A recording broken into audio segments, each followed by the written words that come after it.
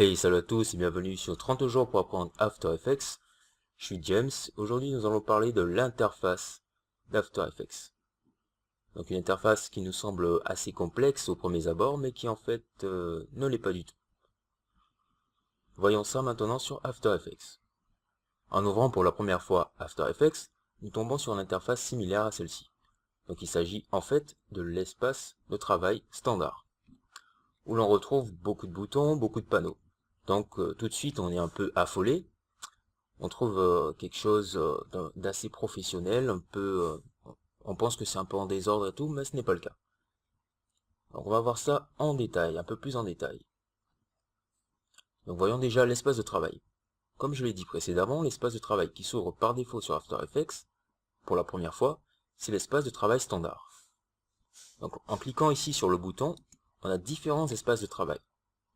L'espace de travail est entre autres un groupe qui va nous permettre d'effectuer donc il regroupe différents panneaux qui vont nous servir à la réalisation de nos animations et compositions sur After Effects. Donc je m'explique.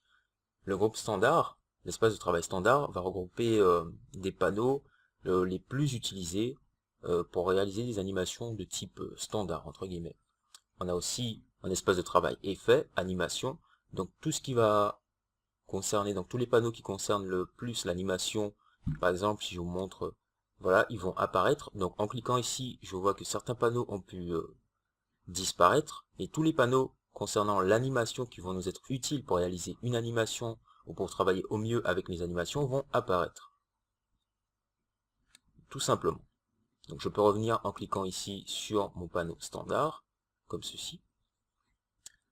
Et donc si par exemple j'ai supprimé ou fermé un panneau ou un groupe de panneaux, il me suffit tout simplement de cliquer ici et d'aller réinitialiser le panneau standard, comme ceci. Je valide par OK, par oui.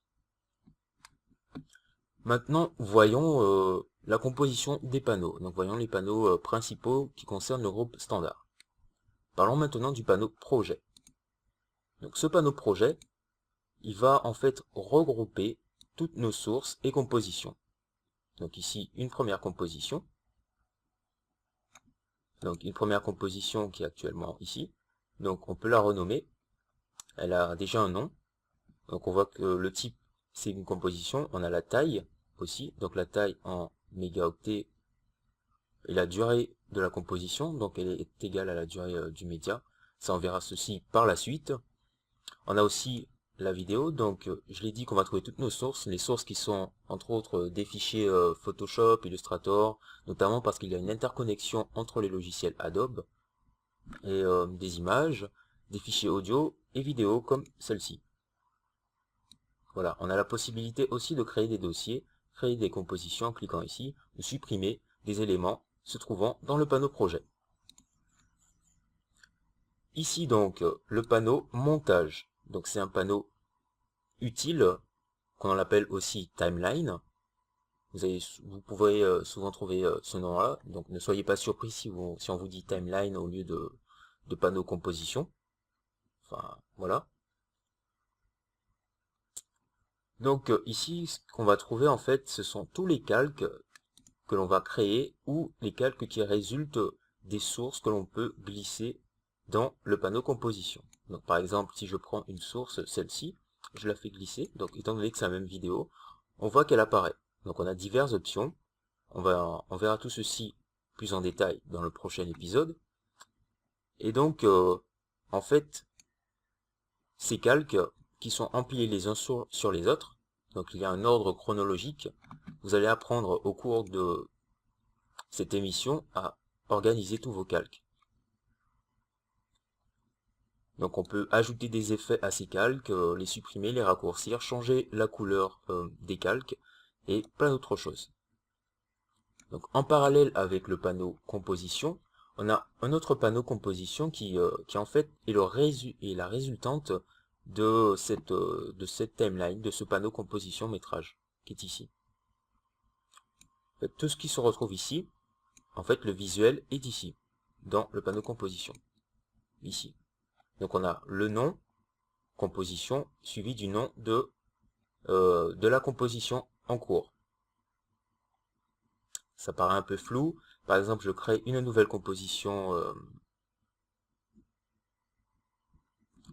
je l'appelais composition 1, je valide par OK. Voilà. Donc, comme je disais, on a le nom composition suivi de la composition en cours. Ici, j'ai deux compositions qui sont créées. Et la composition en cours s'appelle composition 1. Voilà. Donc, c'était juste un petit exemple. On a des options qui apparaissent ici. Donc, les options pour le zoom.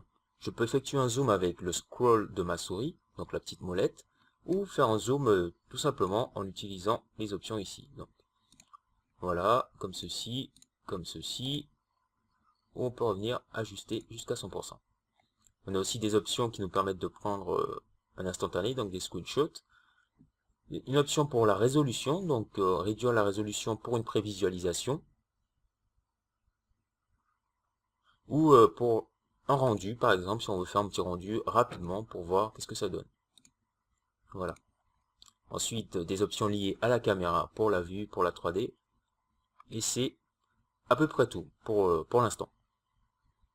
On a un panneau très intéressant sur la droite qui concerne les effets et paramètres prédéfinis. Donc ce panneau va en fait regrouper par catégorie, comme l'on retrouve dans les effets, tous les effets seront dans leur catégorie respective. Donc j'ai différentes catégories d'effets, et dans chaque catégorie, j'ai des effets comme ceci. Donc on a ici une barre de recherche, qui est une barre de recherche intelligente, donc c'est instantané. En saisissant le nom d'un effet, la recherche se fait instantanément dans cette barre, ici. Donc, par exemple, si je veux saisir dégradé, donc il faut savoir que la barre de recherche est assez sensible à la casse, donc faudrait ajouter les accents et autres. Donc tout ce qui commence par dégradé, par des gras, va s'afficher. Après, il vous suffit tout simplement de récupérer votre effet. Par exemple, j'avais écrit dégradé, ça ne marche pas. Comme je l'ai dit, elle est sensible à la casse. On a ici le panneau prévisualisation qui nous permet en fait de faire une prévisualisation, donc une lecture, d'aller à l'image suivante, à l'image précédente, ou d'aller tout au début de notre métrage, ou tout à la fin, tout simplement. De masquer l'audio lorsqu'on veut faire une prévisualisation sans l'audio, ou une avec l'audio. Et de faire la prévisualisation se répéter.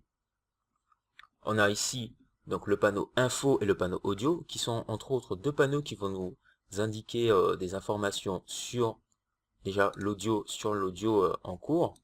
Donc ici on a de l'eau. Donc c'est une vidéo, l'audio est incorporé dedans. Donc si on avait un fichier audio, on aurait différentes informations. Ici donc les infos qui nous donnent des informations déjà donc avec les valeurs X et Y sur le positionnement de la souris, et RVB sur les couleurs utilisées. Donc quand je déplace ma souris, je vois très bien que je me déplace ici sur diverses couleurs et que les changements sont visibles ici. Donc le code couleur est apparent. Juste au-dessus, nous avons une barre d'options. Donc une barre d'options qui regroupe tous les outils nécessaires à la réalisation d'animation, pardon. Donc les outils sont entre autres regroupés entre eux en fonction de leur capacité. Donc en ce qui concerne l'outil rectangle, donc, tout ce qui concerne les vecteurs, entre autres masque, plume, texte, ensemble. Ensuite la caméra, les déplacements, mouvements en 3D, c'est ici. Et ensuite les broches et autres, c'est de ce côté. Tampons et tout, c'est de ce côté. On a tout en haut donc une barre de menu. La barre de menu qui varie en fait en fonction du système d'exploitation. Donc sous Mac, on a une barre de menu légèrement différente, donc puisqu'elle s'intègre carrément au haut, enfin à la partie haute du système d'exploitation. Et sur Windows, ça apparaît comme ceci. Voilà, donc on a la possibilité ici donc de naviguer dans ces menus. Donc on a la composition, les calques, ajouter les effets, animation et autres. Donc ici fenêtre, donc le panneau, enfin l'onglet fenêtre qui va regrouper entre autres tous les noms des panneaux qui se trouvent ici. Donc si vous avez supprimé un panneau par inadvertance, il vous suffit de retourner, d'aller dans Fenêtre, de trouver le panneau et de l'activer ou de réinitialiser. Mais c'est mieux d'aller dans Fenêtre si vous n'avez pas envie de réinitialiser. Voilà. Donc cet épisode touche à sa fin. Vous avez pu voir assez rapidement l'interface qui compose After Effects. Donc c'était un peu rapide. On va voir ça un peu plus en détail dans le prochain épisode qui va consister à voir l'interface un peu plus en détail ainsi que la gestion de projet sur After Effects. Donc c'était James, merci d'avoir regardé et peace out.